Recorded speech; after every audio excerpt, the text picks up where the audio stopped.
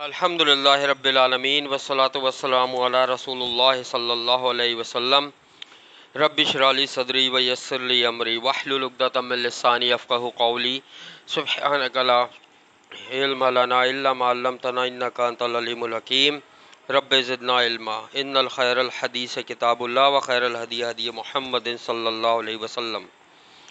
سورہ نور ہماری چل رہی ہے، اور کل ہم نے پڑھا تھا ان گھروں کی یا مساجد کی مثال جہاں پہ لوگ قرآن پڑھتے ہیں، نماز پڑھتے ہیں، اللہ کا ذکر کرتے ہیں، کہ وہ اللہ کے اس نور سے، ذکر سے کیسی روشن رہتی ہیں۔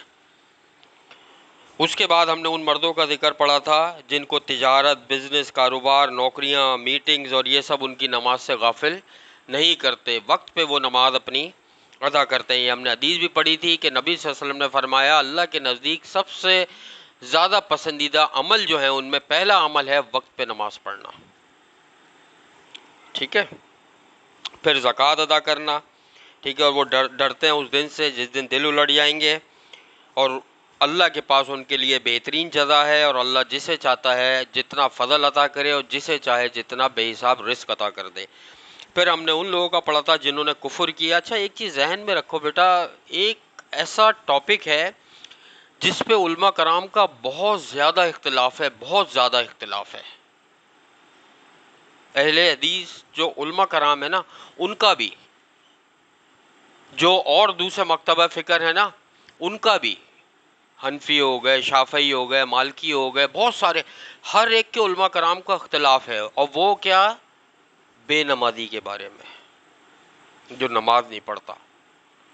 اور تقریباً اگر سب کا اٹھا کے دیکھ لو، جتنے بھی، میں سب کا مکتبہ فکر کا اس لیے ذکر کر رہا ہوں کہ کسی کا تعلق کسی سے ہوتا ہے، کوئی کسی کو فالو کرتا ہے، حالانکہ قرآن اور حدیث فالو کرنا چاہیے، سبھی کر رہے ہوتے ہیں، لیکن فرق ہوتا ہے۔ اصل وہ چیز ہوتی ہے نبی کا حکم سامنے آئے اور انسان اس پہ عمل کر لے۔ لیکن ابھی سے میں بات کروں گا بے نمازی کی، تو جس عالم کا بھی اٹھا کر دیکھ لو، بے نمازی کے بارے میں بہت سخت وعید ہے ہر عالم کی۔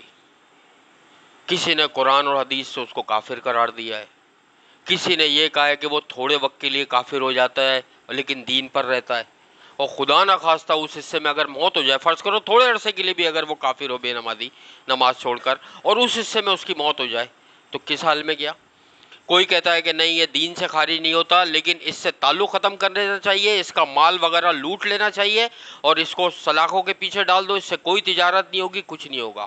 کچھ علماء کہتے ہیں اس کو مسلمانوں کے قبرستان میں بھی دفن نہیں کیا جائے گا۔ مطلب اتنی سخت وعیدیں ہیں بے نمازی کے بارے میں، اتنی سخت وعیدوں کا مطلب ہے یقیناً کہیں نہ کہیں بے نمازی جا کے کفر سے ملتا ہے، اور نبی صلی اللہ علیہ وسلم کی حدیث بھی ہے کہ نماز کا چھوڑنا وہ کفر سے ملا دیتا ہے۔ دین اسلام اور مسلمان اور کافر کے بیچ میں فرق صرف نماز کا ہے، ٹھیک ہے؟ تو کفر بس ذہن میں رکھو کہ نماز چھوڑنا جو نا وہ کفر سے ملاتا ہے۔ ٹھیک ہے بندہ سو رہا ہے، بیمار ہے، نکل گئی سفر میں، کوئی ایسی بات ہوئی فوراً پڑھ لے اس کے بعد، لیکن ایک بندہ پڑھ ہی نہیں رہا ہے سستی کی وجہ سے، کبھی پڑھ لی کوئی تو پڑھ لی، نہیں تو نہیں پڑھی، یا صرف جمعے پڑھ رہا ہے، یہ عمل تو بالکل سراسر دین اسلام کے خلاف ہے، ٹھیک ہے؟ پھر ہم نے پڑھا تھا کہ ان کے اعمال کو اللہ تعالیٰ ضائع کر دے گا، اور اللہ پورا حساب دینے والا ہے اور جلد حساب لینے والا ہے۔ آگے چلتے ہیں انشاءاللہ۔ اعوذ باللہ السمیع العلیم من الشیطان الرجیم من ہمزہ ونفخہ ونفثہ۔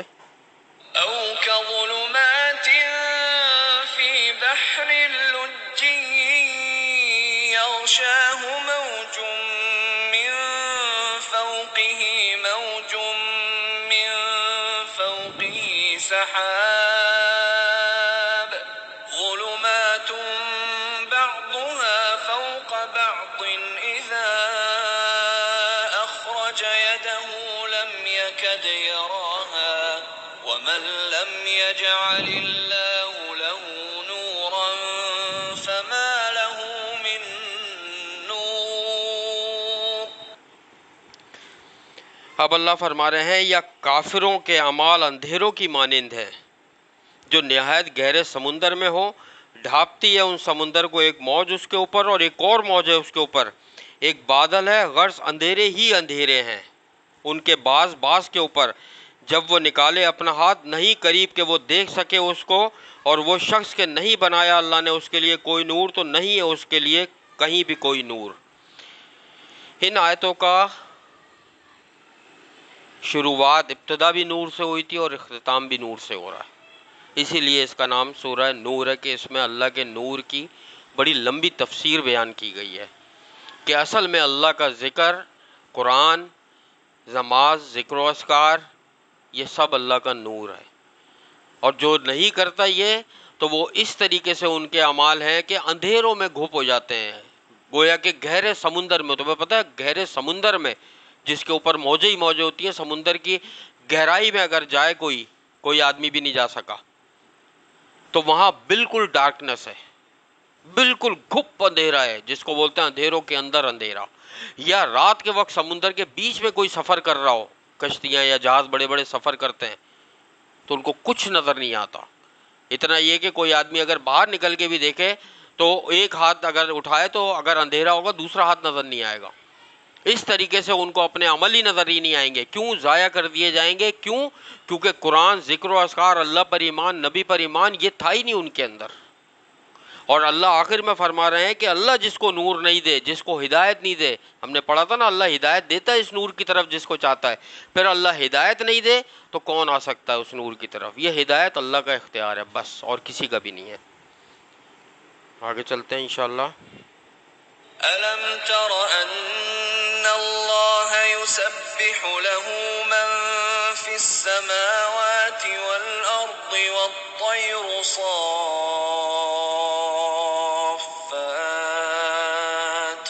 كل قد علم صلاته وتسبيحه والله عليم بما يفعلون۔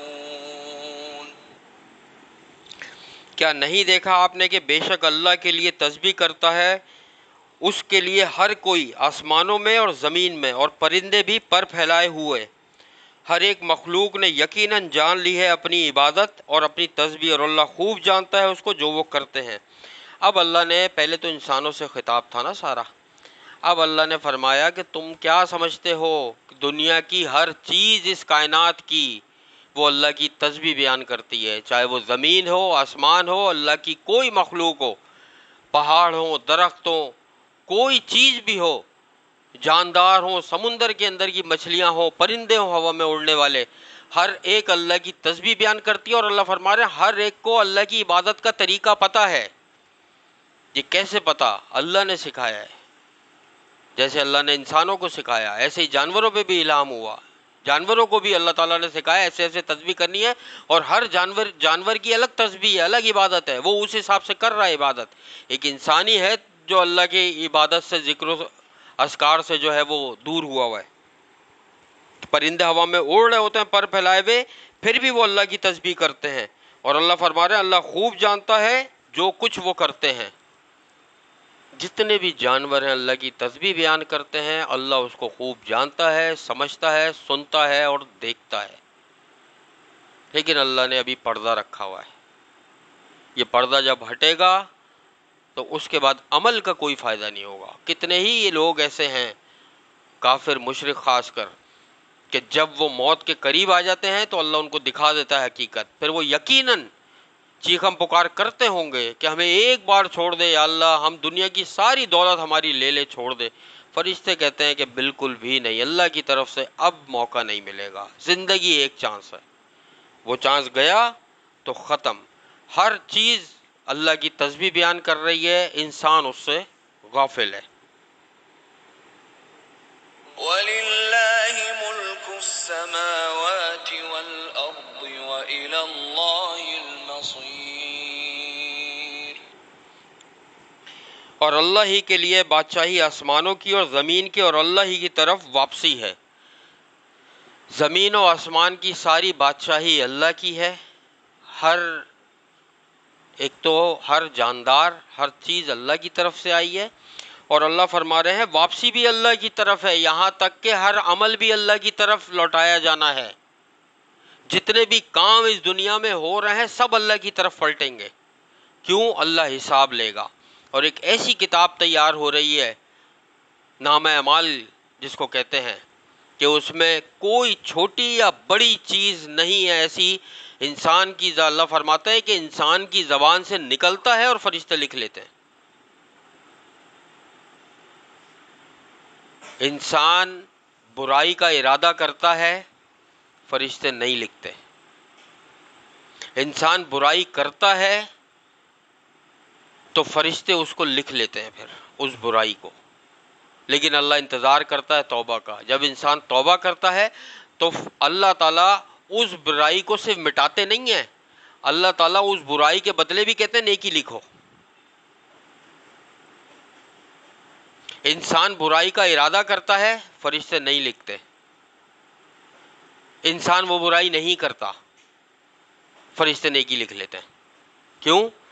انسان نے برائی کا ارادہ کیا لیکن برائی نہیں کی، اللہ کی شان ہے۔ انسان نیکی کا ارادہ کرتا ہے، فرشتے لکھ لیتے ہیں، اللہ فرشتوں کو حکم دیتا ہے لکھ لو۔ اس نے نیکی نہیں کری، ایک آدمی کہتا ہے میں انشاءاللہ حج پر جاؤں گا، پوری فیملی کو لے کے جاؤں گا، پوری فیملی کے حج کا ثواب فرشتے لکھ لیتے ہیں اللہ کے حکم سے۔ وہ گیا نہیں، صرف ارادہ کر لیا، اور جب جائے گا تو مزید اور لکھیں گے۔ اسی لیے تو کہتے ہیں کہ اچھی اچھی دعائیں دل میں سوچا کرو، اچھی اچھی باتیں کہ ہم یہ کریں گے، ہم یہ کریں گے، بڑی بڑی چیزیں سوچو۔ بھائی نہ بھی کر سکے آدمی تو ثواب تو لکھا جائے گا۔ انسان یہ سوچتا رہا میں 10,000 لوگوں کو کھانا کھلاؤں گا، میں روزانہ 50,000 لوگوں کو کھانا کھلاؤں گا، میں روزانہ 10 لاکھ لوگوں کو کھانا کھلاؤں گا، میں روزانہ 10 لاکھ لوگوں کو دین سکھاؤں گا، میں روزانہ یہ کروں گا، کرتا رہے۔ اللہ تعالیٰ جو ہے وہ فرشتوں کے ذریعے لکھواتا رہے گا۔ نبی صلی اللہ علیہ وسلم نے ارشاد فرمایا تم لوگ عمل کر کر کے تھک جاؤ گے لیکن اللہ تعالیٰ ثواب دینے سے نہیں تھکتا۔ انسان تھک جائے گا، مٹی مٹی ہو جائے گا، خاک بن کے اڑ جائے گا، لیکن اللہ ثواب دینے سے نہیں تھکے گا۔ ایک آیت اور کر لیتے ہیں انشاءاللہ۔ ألم تر أن الله يزجي سحابا ثم يؤلف بينه ثم يجعله ركاما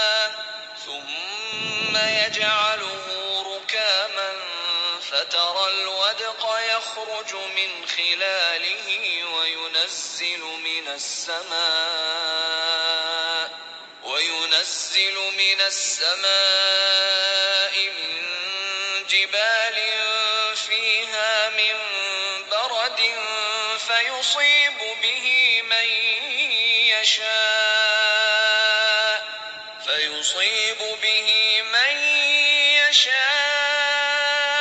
ويصرفه عن من يشاء يكاد سنا برقه يذهب بالأبصار۔ کیا نہیں دیکھا آپ نے کہ بے شک اللہ ہی چلاتا ہے بادل کو، پھر وہ ملاپ کراتا ہے ان کے ٹکڑوں کے درمیان، پھر وہ کر دیتا ہے اسے تہ بتہ۔ اب اللہ تعالیٰ نے اپنی فزیکل نشانیاں بتائی ہیں کہ جو آنکھوں سے آدمی دیکھتا ہے کہ یہ بادل کون چلا رہا ہے، کہاں سے آ رہے ہیں، کیسے اٹھ رہے ہیں، تہ بتہ کیسے چل رہے ہیں۔ چنانچہ آپ دیکھتے ہیں کہ بارش کو وہ نکلتی ہے ان بادلوں کے درمیان میں سے اور اتارتا ہے، یعنی برساتا ہے اللہ تعالیٰ آسمان کی جانب سے، بادلوں کے پہاڑوں سے جو اس آسمان میں ہیں، کچھ اولے، کبھی بارش برستی ہے، کبھی اولے برستے ہیں، پھر وہ پہنچاتا ہے یعنی برساتا ہے وہ اولے اس پر جس کو وہ چاہتا ہے۔ وہ بادل سے گرتے ہوئے اولے یا پانی، ابھی پچھلے دنوں پاکستان میں کئی جگہ اولے پڑے بارشوں کی وجہ سے، پنجاب میں، سندھ میں اور اوپر علاقوں میں، کراچی میں بھی کئی دفعہ پڑ چکے ہیں اولے برف کے۔ وہ اللہ جس پر چاہتا ہے کرتا ہے، اور پھر وہ پھیر دیتا ہے ان اولوں کو اس سے جسے وہ چاہتا ہے، جس پر چاہتا ہے برساتا ہے بارش یا اولے، اور جس سے چاہتا ہے ہٹا دیتا ہے۔ قریب ہے کہ چمک اس کی بجلی کی لے جائے آنکھوں کی روشنی، اور جب بادل گرجتے ہیں چمکتے ہیں تو اتنی تیز کہ اگر کوئی دیکھنے والا دیکھے تو ہو سکتا ہے اس کی آنکھیں ضائع ہو جائیں۔ اسی لیے منع کیا ہے جب بادل کی گرج اور چمک ہو رہی ہو تو نہیں دیکھنا چاہیے، کہ ہو سکتا ہے کہ آدمی کی آنکھیں ضائع ہو جائیں۔ وہ اتنی تیز چمک ہوتی ہے، کئی ملین بلین واٹ کی وہ چمک ہوتی ہے کہ آنکھوں کو اندھا کر سکتی ہے۔ یہ ہے اللہ کی شان کہ ہم دیکھ رہے ہوتے ہیں چیزیں یہ جو سائنس ہے نا، اصل میں سب سے زیادہ دماغ جو لوگوں کے خراب کیے نا سائنس نے کیے، کہ پیچھے ایک لاجک لگا دی، یوں ہوتا ہے تو یوں ہوتا ہے، یوں ہوتا ہے تو یوں ہوتا ہے۔ اگر یوں ہوتا ہے تو سائنس بتائے حضرت عیسیٰ علیہ السلام کیسے پیدا ہوا ہے، اگر یوں ہوتا ہے تو سائنس بتائے موسیٰ علیہ السلام نے کیسے سمندر کے 2 ٹکڑے کیے، اگر یوں ہوتا ہے تو سائنس بتائے کہ ابراہیم علیہ السلام نے جن پرندوں کو مارا تھا اور ان کا قیمہ کر کر کے پہاڑوں پہ ڈال دیا تھا کیسے زندہ ہو گئے وہ۔ اگر سائنس لاجک لگاتی ہے تو سائنس یہ بتائے 309 سال اصحاب کہف والے جو ہے وہ بغیر کھائے پیے، بغیر بال بڑھے، بغیر ان کو رفع حاجت ہوئے، بغیر پسینہ نکلے، بغیر کسی چیز کے وہ سوتے رہے پہاڑ میں 309 سال، کیسے زندہ رہے وہ؟ ان کی عمر بھی نہیں بڑھی، اسی دنیا میں سوتے رہے، ان کی عمر وہی کہ وہی رہے ان لڑکوں کی۔ ہم سائنس پہ یقین رکھتے ہیں، ہم اس اللہ کے کلام پہ یقین نہیں رکھتے کہ اللہ بتا رہا ہے۔ یہ سائنس ایک فن ہے، علم اللہ کا، دین یہ قرآن اور حدیث ہے۔ یہ سائنس جو ہے وہ لاجک لگاتی ہے کہ یوں ہے تو یوں ہوگا، اور دین اسلام میں جب اللہ اور رسول کا فرمان آ جائے تو کوئی لاجک نہیں ہوتی۔ اللہ نے جو فرما دیا قرآن میں ختم، وہی ہے بس۔ سائنس کے اصول آج کچھ ہیں، کل کچھ اور ہو جاتے ہیں۔ ایک تھیوری ایک سائنسدان پیش کرتا ہے، کل کو دوسرا سائنسدان اس کو ریجیکٹ کر دیتا ہے۔ کتنی ایسی تھیوریاں ہیں، ڈارون تھیوری ہو گئی، تھیوری آف موشنز ہو گئی، بہت ساری تھیوریز ایسی ہیں۔ آئنسٹائن نے کتنی تھیوری ریجیکٹ کری اور نئی تھیوریاں پیش کری، لیکن قرآن جو ہے وہ ایسی چیز ہے کہ آج تک اس کی ایک آیت یا حدیث کا ایک لفظ بھی دنیا کا کوئی سائنسدان، کوئی انسان، کوئی عالم فاضل غلط ثابت نہیں کر سکا۔ جو چیز اللہ، ظاہر ہے کائنات بنائی ہے نا اللہ نے، تو ہمیں اس پہ یقین رکھنا ہے۔ یہ ہے علم اصل حاصل کرنا، وہ تو فنون ہے۔ جتنی چیزیں science, physics, chemistry, biology, engineering, I T, robotics یا آرٹیفیشل انٹیلیجنس، اس پہ آج کل بہت زیادہ کام ہو رہا ہے، بلکہ یہ آرٹیفیشل انٹیلیجنس بھی پرانی ہو گئی، اب ایک اور ٹیکنالوجی آئی ہے، آرٹیفیشل انٹیلیجنس بھی پیچھے ہو گئی ہے کہ مشین سے یہ تھنکنگ کا کام لے رہے ہیں۔ اب ایک اور ٹیکنالوجی آ رہی ہے کہ مشین کے اندر یہ محسوس فیلنگز پیدا کر رہے ہیں کہ مشین فیلنگز کرے گی، وہ ایموشن فیل کرے گی آپ کے، اور خود بتائے گی کہ یہ کیا ایموشنز ہیں، خود بھی ویسا ہی فیل کرے گی وہ۔ خیر بہرحال یہ الگ چیز ہے۔ کہنے کا مقصد یہ ہے کہ سائنس کو فن کے طور پہ ضرور پڑھو، چاہے وہ سائنس کی کوئی بھی فیلڈ ہو، لیکن یہ ہے اصل قرآن جو اللہ کا کلام ہے، اس سے بہترین کلام اس کائنات میں کوئی نہیں ہے۔ سائنس جتنی ترقی کر لے، سائنس ابھی تک یہاں تک نہیں پہنچ پائی کہ جنات کا وجود ثابت کر سکے۔ قرآن میں لفظ ہے جنات کا وجود کا ذکر ہے، سائنس ثابت ہی نہیں کر پائی۔ فرشتے تو بہت دور کی چیز ہے، فرشتے تو نور سے پیدا کیا ہے، جن تو پھر بھی آگ سے پیدا کیا ہے، سائنس ابھی جنات کا وجود ثابت نہیں کر پائی۔ میں نے امریکن میڈیکل ایسوسی ایشن کو ای میل کری تھی اس کے بارے میں، پوری کوئی جواب نہیں آیا وہاں سے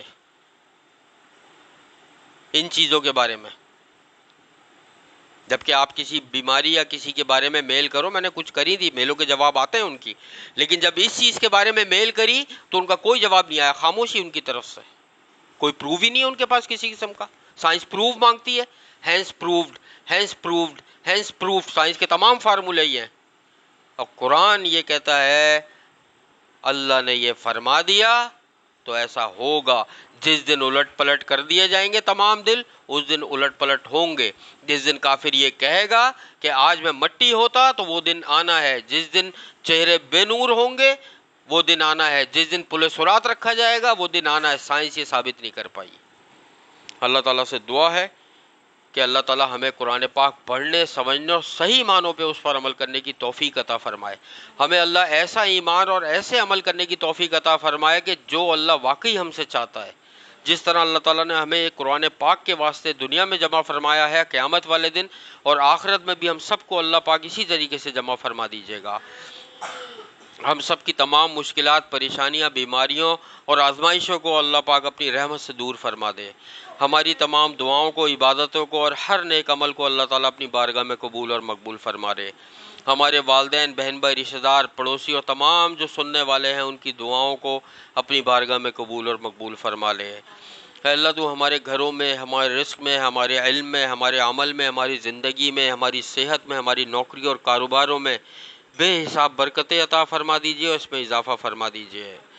اے میرے اللہ تو ہماری تمام دعاؤں کو قبول اور مقبول فرما لیجیے، اور ہماری موت اس حال میں آئے کہ ہم قرآن پاک سیکھنے اور سکھانے والے اور مسجد آباد کرنے والوں میں شامل ہوں۔ ہماری موت اس حال میں آئے کہ ہمارا نامہ اعمال میں کوئی بھی گناہ یا کسی قسم کا کوئی ادھار یا قرض نہ ہو میرے اللہ۔ آخرت میں ہمارا حساب کتاب انبیاء، شہداء، صدیقین اور سلف صالحین کے ساتھ فرما دیجیے گا۔ ہمیں نبی صلی اللہ علیہ وسلم کا ساتھ، ان کی شفاعت اور ان کے ہاتھوں سے آب کوثر نصیب فرما دیجیے گا۔ ہم سب کو ان 70,000 لوگوں میں شامل فرما دیجیے گا جو بغیر حساب کتاب کے اللہ کی رحمت سے جنت الفردوس میں جائیں گے۔ اللہم انا نسألوک الہدی والتقی والعفاف والغنی رب انی لما انزلت الی من خیر فقیر۔ اللہم انی اعوذ بک من زوال نعمتک وتحویل عافیتک وفجاءۃ نقمتک وجمیع سخطک۔ اللہم انی اعوذ بک من جہد البلاء ودرک الشقاء وسوء القضاء وشماتۃ الاعداء۔ رب ارحمہما کما ربیانی صغیرا۔ اللہم احسن عاقبتنا فی امور کلہا واجرنا من خزی الدنیا وعذاب الآخرہ۔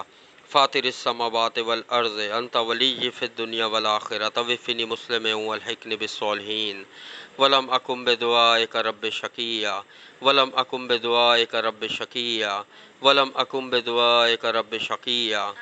اللہم انا نسألوک الجنۃ الفردوس وقنا عذاب النار۔ اللہم انا نسألوک الجنۃ الفردوس وقنا عذاب النار۔ اللہم انا نسألوک الجنۃ الفردوس وقنا عذاب النار۔ ربنا تقبل منا انک انت السمیع العلیم وتب علینا انک انت التواب الرحیم۔ سبحان اللہ عما یصفون وسلام علی المرسلین والحمد للہ رب العالمین۔ سبحانک اللہم وبحمدک نشہد ان لا الہ الا انت نستغفرک ونتوب الیک۔ السلام علیکم ورحمۃ اللہ وبرکاتہ۔